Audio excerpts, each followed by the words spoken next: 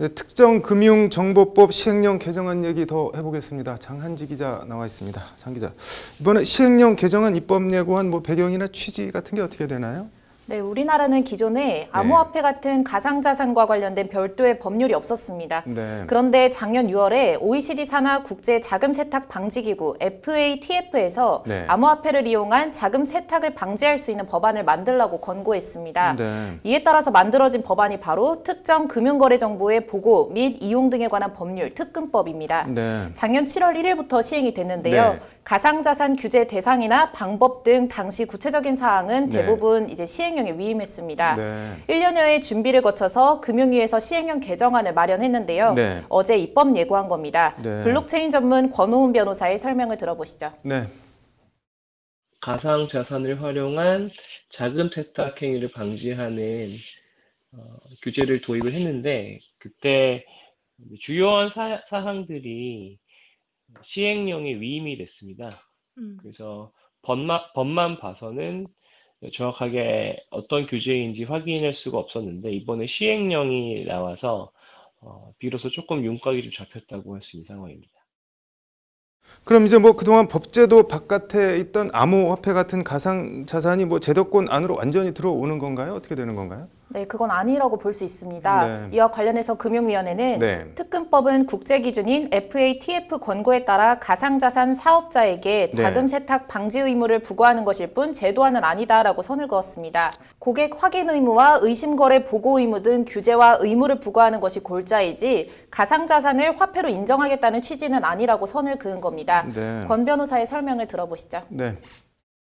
정부 입장에서는 가상자산으로 쉽게 현금이 다른 자산, 그러니까 비트코인 등으로 변환이 될 수가 있는데 네. 이 경우에는 자금 세탁이 이루어질 수 있다고 보는 거고요. 네. 그래서 이런 우려를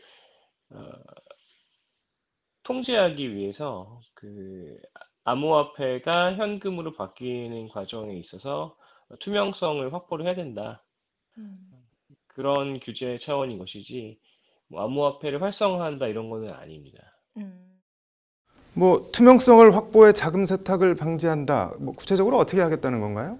네, 핵심은 네. 이제 가상자산을 은행의 실명 계좌를 통해서 거래하도록 강제한 겁니다. 네. 이렇게 되면 누가 얼마의 암호화폐를 이제 사고 팔았는지 파악이 가능하고 네. 가상자산이 자금 세탁에 악용되는 것을 차단할 수 있다는 것이 정부의 이번 시행령 입법 취지입니다. 네. 이제 예를 들어서 지금까지는 이제 제가 100억 네. 원을 숨겨서 해외로 나가고 싶은데 네. 현금 100억 원을 들고 나가기는 사실상 불가능하고 네. 또 해외 계좌로 송금하는 것도 어렵습니다. 네. 근데 이제 암호화폐를 100억 원어치 사면 네. 이 암호화폐가 담긴 USB 하나만 들고 이제 해외로 나갈 수가 있게 되고 네. 이제 해외 암호화폐 거래소에서 이것을 팔아서 현금화할 수도 있고 네. 다른 해외 계좌에 자금 은닉도 가능하게 됩니다. 네. 이런 가능성을 사전에 차단하겠다는 네. 건데요. 권 변호사의 설명을 이어서 들어보시죠. 네.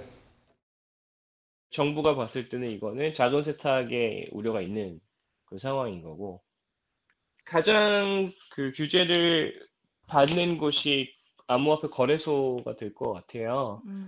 이번 규제에서는 암호화폐 거래소는 신고를 해야 되는데 정부에 신고를 하려면은 여러 가지 요건들을 충족을 해야 됩니다. 근데 그 요건들 중에서도 특히 은행의 실명 계좌, 그러니까 실명 계정이라고 하는데 이런 서비스를 제공을 받아야 됩니다. 그러니까 사용자들이 자기가 실명으로 거래를 할 수 있도록. 가상자산 사업자와 별개로 은행에도 별도의 의무를 부과한 것이 있나요? 네, 그렇습니다. 가상자산 실명 확인 입출금 네. 계정 이제 발급 시에 은행에게 가상자산 사업자의 자금 세탁 방지 이행 현황을 확인하도록 했습니다. 네. 이와 관련해서 금융위원회는 은행이 가상자산 사업자와의 금융거래 등에 내재된 자금 세탁 위험을 식별, 분석하도록 한 특금법 제5조 고객 확인 의무를 재확인한 것이라며 새로운 의무를 부과한 것은 아니다라고 말했습니다. 네. 하지만 그동안 해당 조항이 있었음에도 네. 은행들이 이제 귀찮은 데 휘말리는 게 싫어서 사실상 나몰라라 해왔던 점을 감안하면 네. 가상자산 사업자 신고와 은행 실명 계좌를 통한 거래를 의무화했다는 점에서 네. 은행이 빠져나갈 구멍을 차단한 측면이 있습니다. 네. 권 변호사의 설명을 이어서 들어보시죠. 네. 은행에서 이걸 지금까지 안 해줬어요, 거래소한테. 근데 지금까지는 그렇게 안 준다 하더라도 거래소가 운영은 할 수는 있었습니다. 관련된 법이 없어서. 근데 앞으로는 은행에서 이런 실명 계정을 발급하지 못하면은 거래소가 더 이상 운영을 할 수가 없습니다. 그래서 이거를 이런 상황들을 좀 규제하려고 법이 도입이 된 겁니다. 뭐 실명 확인 입출금 계정 발급에 뭐 예외 같은 건 없나요? 네, 있습니다. 금융위는 이제 가상자산 사업자가 제공하는 서비스가 네. 가상자산과 법적인 화폐 간의 교환이 없어서 네. 예치금 등이 없는 경우에는 네. 실명 계정 발급에서 제외된다고 밝혔습니다. 네. 쉽게 말해서 현금 거래가 없는 경우에 네. 입출금 계정 발급 요건은 면제한다는 그런 건데 네. 이제 이 경우에도 가상자산 사업자로서 신고와 자금 세탁 방지 의무 등은 그대로 적용됩니다. 앞으로 뭐 또 달라지는 게 더 있나요? 네, 암호화폐를 거래하는 사람들 네. 입장에서 가장 큰 관심일 텐데요. 네. 앞으로 주식 양도차익처럼 가상자산 양도차익에도 세금이 붙을 것으로 예상됩니다. 네. 이번 규제를 통해서 확보하게 되는 거래 투명성을 이용해서 네. 양도세를 부과할 것으로 보입니다. 네. 권 변호사의 설명을 들어보시죠. 네. 네, 암호화폐와 관련된 과세 정책이 지금까지는 사실 없었습니다. 네. 그래서 과세 법정주의이기 때문에 세법에 암호화폐 또는 가상자산이라는 개념 자체가 없어서 법인세를 제외하고는 과세를 못하고 있었어요. 근데 이번 7월에 그 세법이 개정이 되면서 내년 10월부터는 암호화폐 거래에 대해서도 과세를 하게 됐는데 그 과세 내용은 암호화폐의 거래로 인한 양도차익을 과세를 하게. 이번 특근법 시행령 개정안 이거 언제부터 시행이 되는 건가요?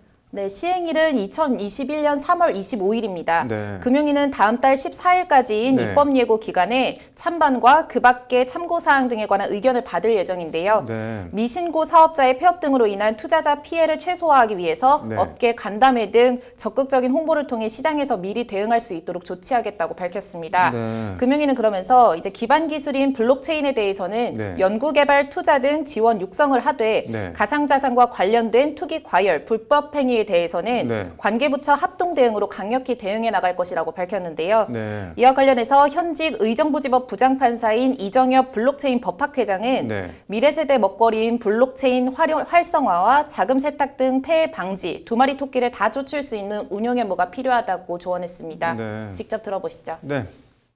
그렇기 때문에 이 분야는 다른 뭐 AI나 다른 정보기술처럼 육성하고 사회 진보를 위한 기술로 이제 계속해서 발전시켜 나가야 된다고 생각하는데, 그런 측면에서는 자금 세탁 방지를 목적으로 한 이 특근법도 전체적인 이제 가상자산과 관련된 기술 생태계를 발전시킬 수 있는 다양한 좀 유연하게 규정이 됐으면 하는, 그러니까 유연하게 이제 이미 이제 시행령 발표됐는데 그 적용 과정에서 좀 유연하게 했으면 하는 생각.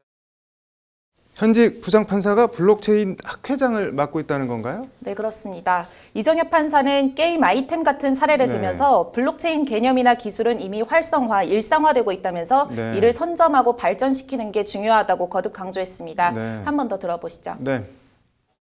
저는 제 책에도 썼지만 이 암호화폐나 가상자산이라고 하는 것들도 다 시대의 요청에 의해서 개발된 것이고, 그게 그래서 이제 정보가 새로운 시대의 석유라고 하잖아요.